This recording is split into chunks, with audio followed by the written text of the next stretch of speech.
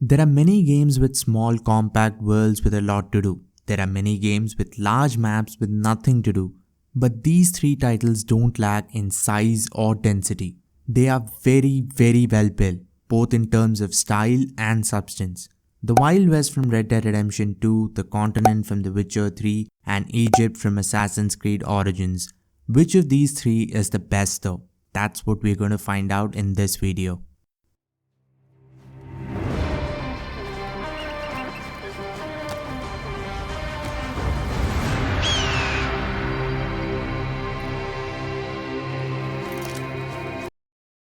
The Witcher 3 has the biggest map out of these three, even though it's the oldest by quite a margin. The map is extremely diverse too. Being a fantasy means there are no restrictions, you can have anything your mind desires, and that's exactly what The Witcher 3 does. From medieval cities like Novigrad to swamps in Velen to islands and snowy mountains in Skellige, the only biome not in the game is a desert. This means every part of the map feels different. This is one of the reasons exploration in The Witcher 3 just never gets old.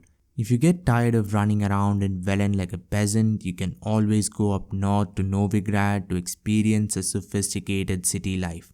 This transition is almost like jumping into a completely different game. And it kind of is. The only constant is Geralt. Everything else changes, from people's accents and clothes. Of course, the environment and even the kind of monsters you run into change depending on where you are. Don't kill me. Good sir, no.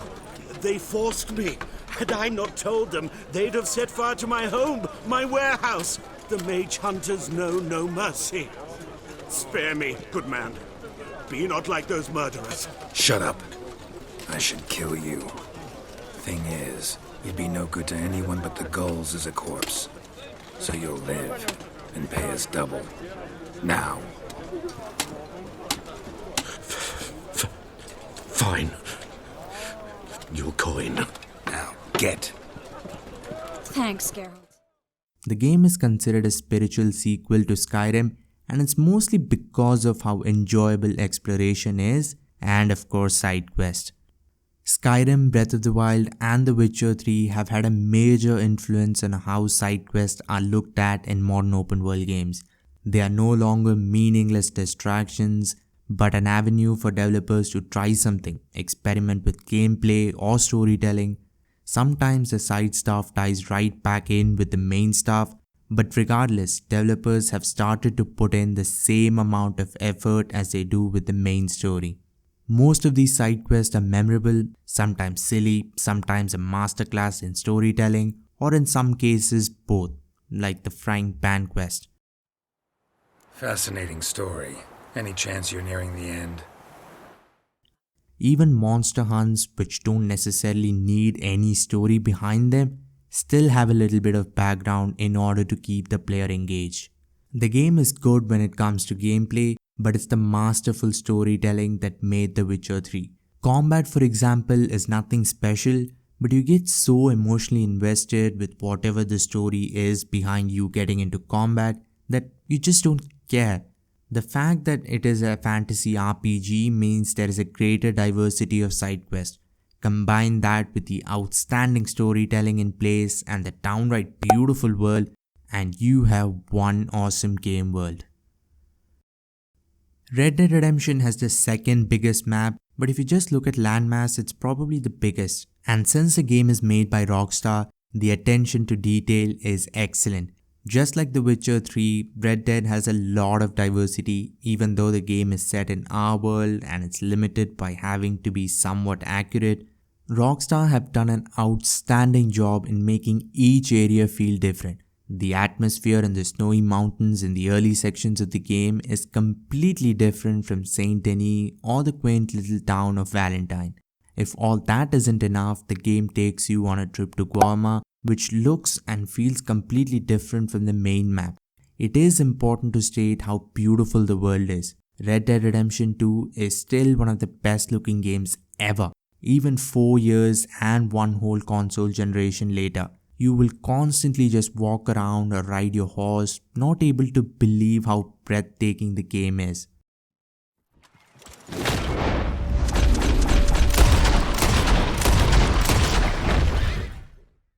One thing RDR2 does better than any open world game is horseback riding.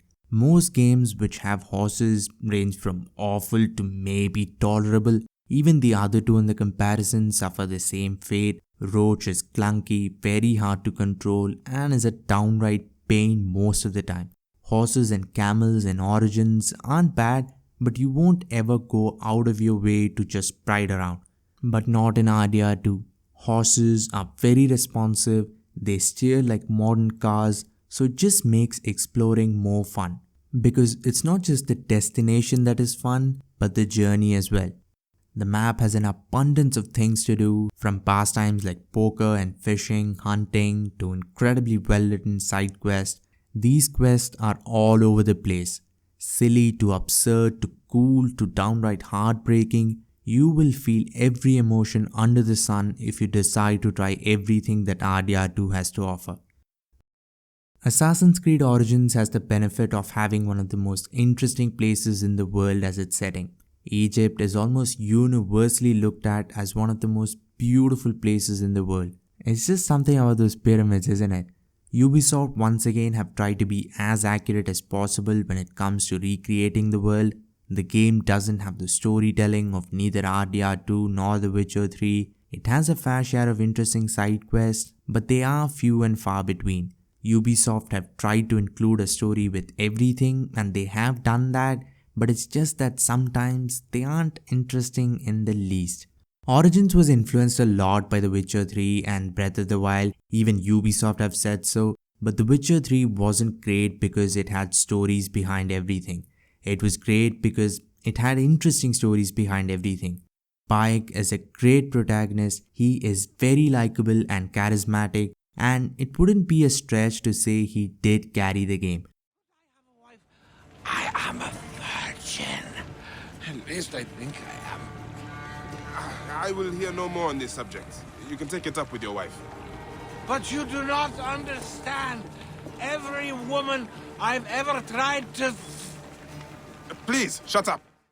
A lot of interactions are fun purely because of him.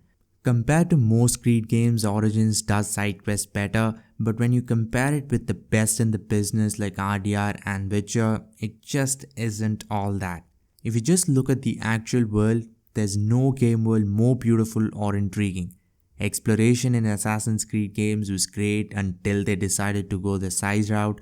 I didn't find myself exploring a lot in the recent RPG trilogy. These maps are huge, but I seriously don't like horseback riding. It's mind-numbing. There isn't much to do except hold down the left stick, as opposed to a game like Unity, which has an equally iconic setting in Paris, but parkouring across the city is 10 times as much fun as sitting on a camel's back. Animals add so much to this world. I mean, the game is set in Africa, which is a license to go all out with the beautiful creatures, and that's exactly what Ubisoft have done. I spent a good chunk of my time running around the map trying to spot all these animals like I was going on a safari. The game is definitely not as strong as the other two in aspects that make a game world engaging, but the world is just so physically beautiful, you will have no problem getting over a few small issues. I think The Witcher 3 has the best game world. It's got everything from size to side quests to fun encounters at every corner. The world is hauntingly beautiful at times. There's just so much to do, and it's not mindless things either. Each quest feels complete and compelling. Red Dead 2 is a close second. It has everything too. The game is grounded, so it's a little restricted, but it more than makes up for it with its use of real life human emotions. I would completely understand if someone chooses RDR because liking one or the other is probably just personal preference. I like the map a little more, and even though The Witcher 3 is a fantasy RPG, I connected more to the characters and their stories than Red Dead. Give me your pick and tell me why. Subscribe to the channel while you're down there. Thanks for watching and have a great day.